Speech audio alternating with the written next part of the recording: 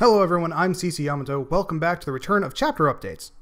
We make this return on a two-parter for this episode because it's the end of the year, these chapters don't have a whole lot of substance to them, and they left us with something big to sit on for all of December. As always, let's start with plot.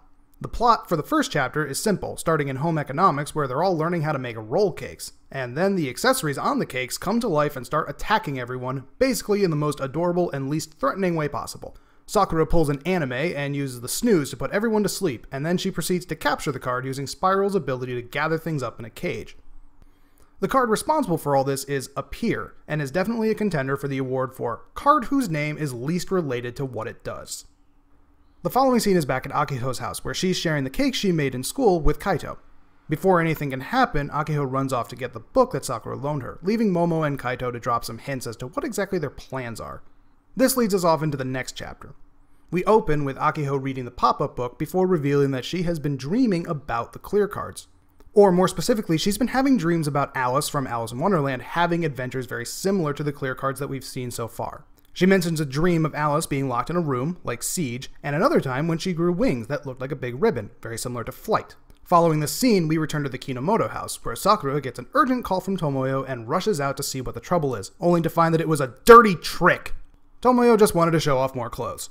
She's made a matching set of outfits for Sakura and Xiaoran, so basically it seems that Clamp is bringing all the ideas that were ever used in the anime and movies into the manga.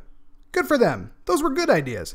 The chapter and the year ends with the emergence of a giant firebird. Ladies and gentlemen, here comes the blaze? Flame? It's probably flame. I'm going to go with flame. The pacing of these chapters is fairly quick, which is in line with the way the series runs in general. I guess there's a lot to fit into 20 pages.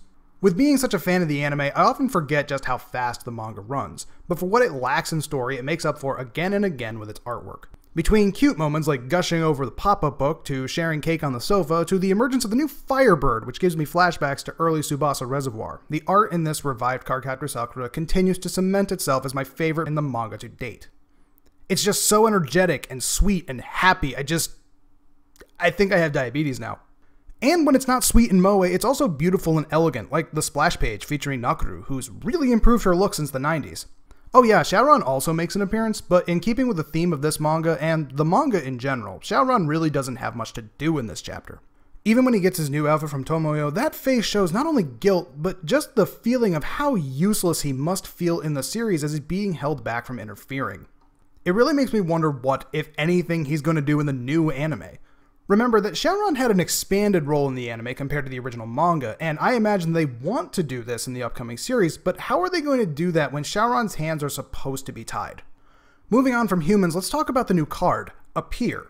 Appear is a very odd card, considering its name and powers seem to be completely unrelated. It's also odd considering we already have a card that brings objects to life, if you remember Action from a few chapters back. It is notable that Appear is the first humanoid clear card, resembling something that looks like the elementals, like watery or fiery, but it has demon horns, adding more to the idea that the creator of these cards might have some demon imagery leanings. It's also the first humanoid card to have its eyes open, a contrast to every humanoid cloud card where the eyes are closed. It's an interesting detail that implies that the person who is making these clear cards by copying the cloud cards is failing to grasp the subtle details in their forgeries. And speaking of the person forging the cards, Kaito's final splash page in Chapter 17 ties together the clear cards and the mysterious book that Akiho showed off in Chapter 12, the one with all the weird writing in it. Despite that Akiho is the one holding the book, it seems like it's more connected to Kaito, and maybe is related to or is the tool that he creates the new cards from.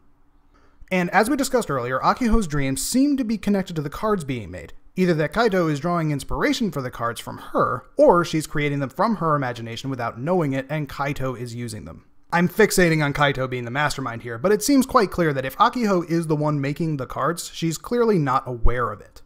And that is chapters 17 and 18. Thank you for watching. Remember all your YouTube things. Before you go, I'd like to remind you that it's less than a month until the new anime releases, and I'm still working out exactly how I'll be viewing it.